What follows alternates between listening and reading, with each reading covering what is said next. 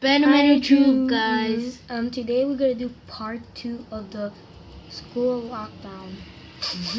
And look at my new background. Yeah, we moved into it. Ariel moved into a new house, right? Yeah.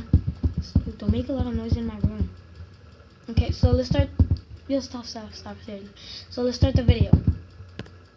Okay. Just part 2.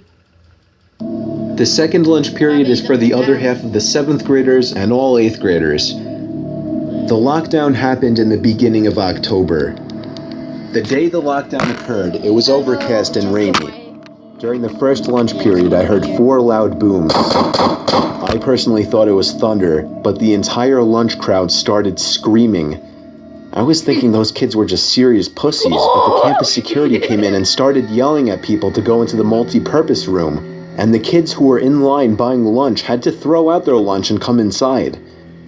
Me and some friends went inside the room along with a huge group of other kids. Everyone was curious as to what was happening.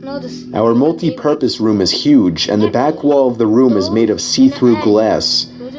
When me and my friends were rushed inside the campus, security was covering the glass with the curtains, and there were adults at every exit. My friend Eric was curious, as well as the rest of us, so he asked one of the adults what was going on.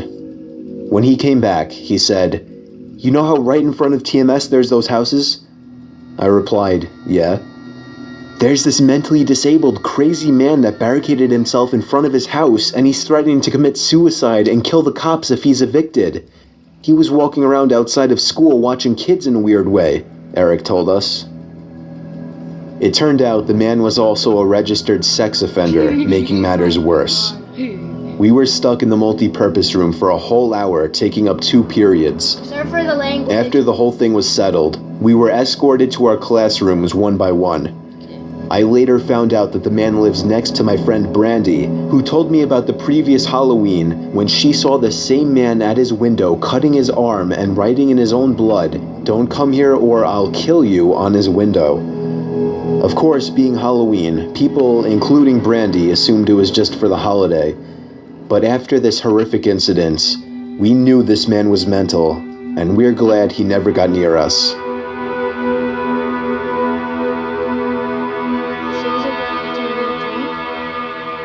I'm 22 years old, fresh out of college, and I recently got a job at my old high school as a sort of computer intern in the school basement.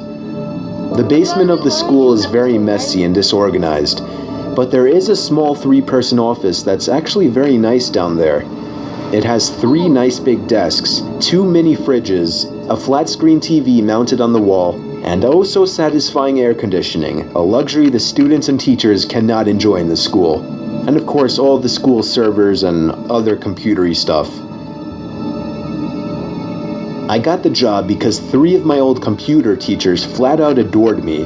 I could actually consider them as real friends, not just teacher figures, so they all helped tremendously in landing me this job. It's been great, until something that happened a few weeks ago. My 2 co-workers that shared the office with me, Dave and Gary, weren't in the office at the time. They were upstairs working on papers or whatever. I was eating my sandwich during my lunch break when I got a phone call from one of the women in the front office telling me the school was on lockdown and that somebody, possibly armed, had entered the school.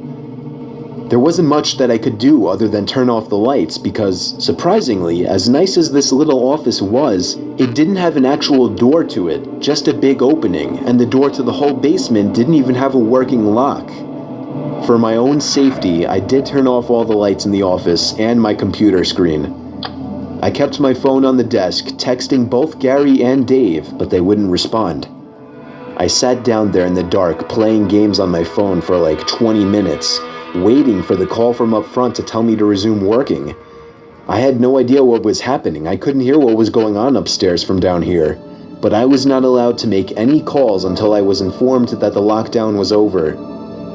Then the noisy basement door opened. As the creaking echoed across the basement and into my office, I sat up from my seat, wondering if I should call out Gary or Dave. I was eager to get some info from them. Someone then came running down the stairs, and their footsteps were approaching my office. I pushed away my chair and crawled under my desk. Somebody entered the office but did not turn on the lights. There was just silence. I can't even describe the fear I was experiencing. I felt like if I made one sudden noise, I'd be a dead man. Hang on. Hang on. Hey, guys. Okay, we're good. Okay, wait, guys, I have to see something. Ario, what happened? Okay, guys. Sorry. Okay. Just gotta check. Suddenly, my phone dinged as I got a text message. I felt my entire world shrivel up and die at that one moment as I clenched my teeth in fear. Footsteps suddenly moved closer to me until I finally dove out from under the desk in capitulation, begging whoever it was not to kill me. And just then, someone grabbed my arm and pulled me up. It was some guy in a red plaid button-up, jeans, and a reddish-black cap. He told me, "It's okay, I'm just down here hiding with you." "What's going on up there?" I whispered to him. He kind of ignored my question and asked me if there's an exit down here. I told him, "Yeah, around that way." Before he could do anything else, I asked him, "Who are you?" There was a brief moment of silence. Before he started explaining he was coming in to pick up his son when a teacher told him to hide. After his explanation, I checked my phone and saw the text I received was from Dave. It said, "Dude, this is fucking crazy. Some guy with a gun shot Mr. Buckley. He's wearing a red shirt and a hat. Whatever you do, don't come upstairs." I was about to reread that text out loud to the man until I realized. I looked up and felt my stomach sink. The man seemed to catch on to my suspicious stare. Panicking, all I could think to do was to run for the upstairs. A gunshot echoed through the basement, and I could hear the bullet ricochet off something metal in the darkness. But thank God the bullet missed me, and I made it upstairs. Fortunately, police were waiting at all exits, including the basement exit, and caught the man the second he opened the door. More good news. Our teacher, Mr. Buckley, survived the gunshot. It was later determined that the man and Mr. Buckley had some beef for whatever reason, but that was never revealed. All we know is that Mr. Buckley couldn't have done anything that would have warranted this kind of reaction. And I know that the sound of that gunshot will forever echo in my mind. This is the end of the video. Thanks for watching. So let's review the video, right? Yeah. So tell me your thoughts. Well, first off, it was a little scary. What about you?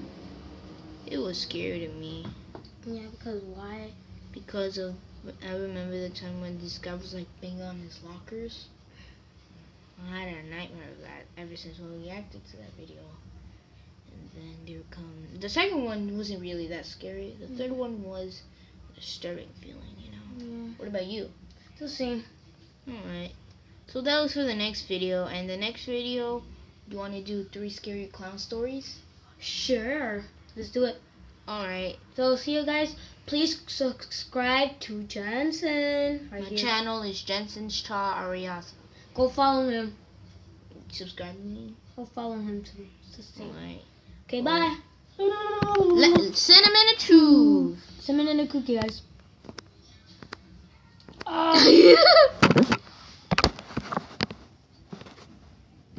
Nigga, nigga, bitch, nigga, nigga.